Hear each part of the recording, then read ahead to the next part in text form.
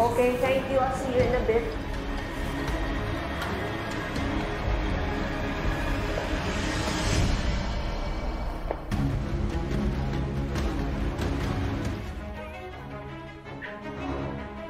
Can we talk?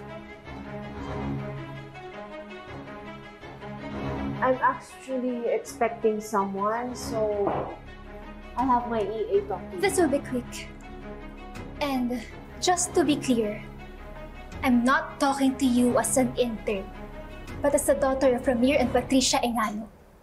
Yung pamilyang ginugulo mo hanggang ngayon dahil sa mga ginawa mo noon. You know what, attorney? Sana pala maaga kong nalaman para I can make sure na hindi mo malalaman. Kasi lalo lang gugulo. Nasira yung pamilya namin noon.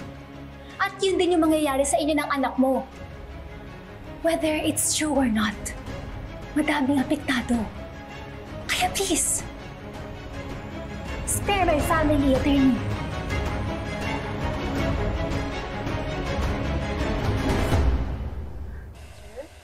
Ay ma'am, nakatulog na po si sir. Hindi na po natapos yung therapy session niya.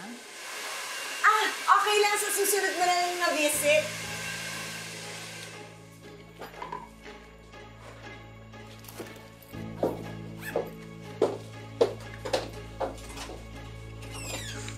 Okay. Sige, mauna ka na. Si Sheila na bahala sa'yo. Okay po.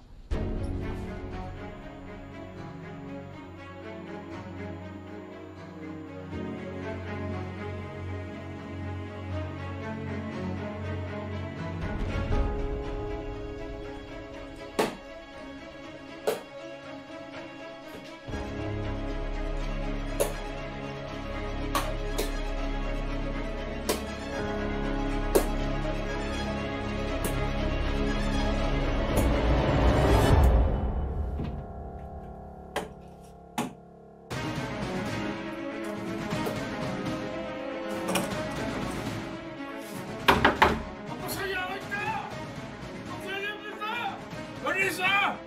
Kamusta yung ito? Kamusta na ako? Na-istorbo ba kita? Sorry ha, maingay yung blower ko. Marisa! Kamusta yung ito? Ano? Kamusta mo? You made me do this, Ramir. Marisa! Kamusta mo naman ito? Kamusta mo? Diyan ka lang. Amin ka lang. Matuto kang makontento. Kamusta mo naman ito? Ako dito! Marisa! Kung intensyon na sirain ang pamilya ninyo. Pero yan yung ginagawa niyo ni Dad. Nasira niyo sila ni Ma'am. Sinisira mo yung pamilya namin. Please, attorney. Huwag maagawin sa amin si Dad para lang mabuo yung pamilya mo.